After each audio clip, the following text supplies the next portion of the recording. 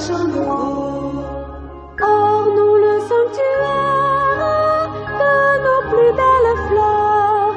Offrons à notre mère et nos chants et nos cœurs. C'est le mois de Marie, c'est le mois le plus beau. À la Vierge chérie, disons un chant nouveau. Heureux de vous savoir nombreux, vous qui nous suivez sur la chaîne YouTube de l'archidiocèse de Parakou. Merci infiniment de votre aimable fidélité. Aujourd'hui, pour cette nouvelle émission, je reçois pour vous le Père Fortuné Gonzalo, curé de la cathédrale Saint-Pierre et Paul de Parakou. Mon Père, Ave Maria. Ave Maria. Aujourd'hui, nous allons parler des vertus de la Vierge Marie avec vous, mon Père. D'entrée de jeu, vous allez d'abord nous introduire dans une prière. Je propose que, comme c'est essentiellement de la Vierge Marie que nous allons parler, nous reprenions encore le souvenez-vous. Souvenez-vous, ô très miséricordieuse Vierge Marie, qu'on n'a jamais entendu dire qu'aucun de ceux qui ont recours à votre protection, implorer votre assistance ou réclamer vos suffrages a été abandonné. Animé d'une pareille confiance, ô Vierge des Vierges, ô ma mère, je viens avouer, gémissant sous le poids de mes péchés, je me prosterne à vos pieds. Ô Mère du Verbe incarné, ne rejetez pas mes prières, mais écoutez-les favorablement et daignez les exaucer. Amen. Amen. Merci beaucoup, mon Père, pour cette prière que vous venez de nous faire. Parlant de la vertu, nous allons parler des vertus de la Vierge Marie. Dites-nous d'entrée de jeu, mon Père, c'est quoi une vertu? Une vertu est une qualité naturelle que l'on a et qui permet de se comporter comme il faut dans la société, d'être apprécié des hommes et approuvé par Dieu. En gros, il faut distinguer deux sortes de vertus. Ce qu'on appelle les vertus théologales, la foi, l'espérance et la charité, et les vertus cardinales, la prudence, la tempérance, ainsi de suite. Donc, en gros, voilà ce qu'on appelle vertu.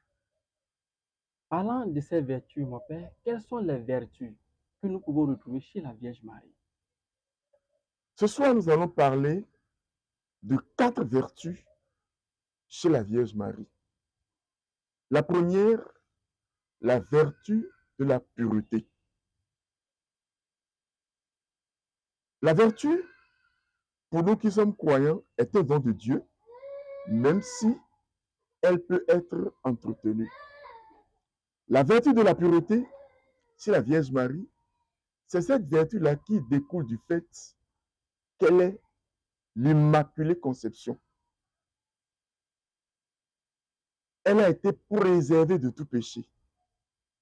Elle est pure.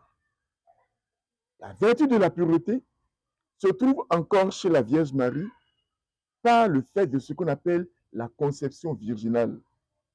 La conception virginale, c'est le fait qu'elle a conçu son fils Jésus sans l'intervention d'un homme.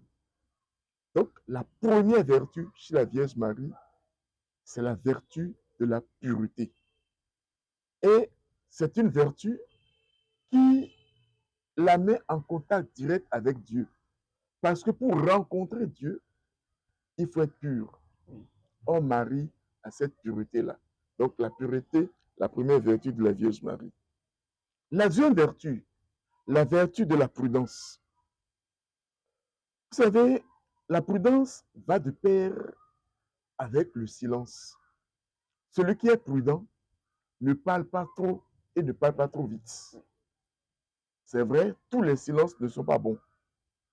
Mais, dans le même temps, ce n'est pas bien de trop vite parler. Marie a été caractérisée par le silence.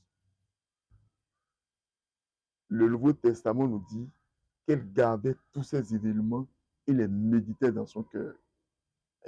Une personne qui est capable de garder sa langue est nécessairement une personne qui a la vertu de la prudence.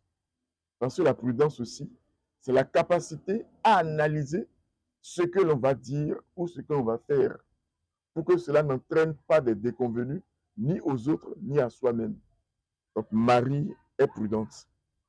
La troisième vertu, c'est la vertu de l'humilité. Marie s'est caractérisée par une humilité extraordinaire. Et la plus belle expression de cette humilité, c'est le service qu'elle est allée rendre à Élisabeth, sa cousine. Marie, on venait de lui annoncer qu'elle serait la mère du Sauveur. Donc c'est quand même quelque chose de glorieux. Elle aurait pu logiquement attendre que ce soit les gens qui viennent la servir. Mais c'est à elle qu'on a annoncé qu'elle serait la mère du Sauveur, de se lever pour aller jouer un rôle de servante pour sa cousine Élisabeth. La quatrième vertu, enfin, chez la Vierge Marie, c'est la foi. La foi de Marie, c'est d'abord, dès le départ, manifestée par l'accueil et l'acceptation du message de l'ange, alors qu'elle ne comprenait pas nécessairement tout. Au moment où Marie disait, je suis la servante du Seigneur, que tout se passe pour moi selon ta parole, on ne peut pas dire qu'elle ne comprenait pas. On ne peut pas dire qu'elle comprenait tout. Or, tout en ne comprenant pas, sachant que le message vient de Dieu, elle accepte en répondant, je suis la servante du Seigneur, que tout se passe pour moi selon ta parole. Donc la quatrième vertu de la Vierge Marie ici, c'est vraiment la vertu de la foi qui a amené la Vierge Marie à accepter, à accueillir le message de l'ange, alors qu'elle ne comprenait pas tout. Merci beaucoup, mon père, pour ces différents détails. Dans cette émission, nous avons parlé, du moins, quatre vertus de la Vierge Marie, dont la pureté, la prudence, l'humilité et la foi. Merci infiniment. C'est ici que nous refermons cette nouvelle émission sur les vertus de la Vierge Marie. Merci de nous avoir suivis. Bonne soirée chez vous.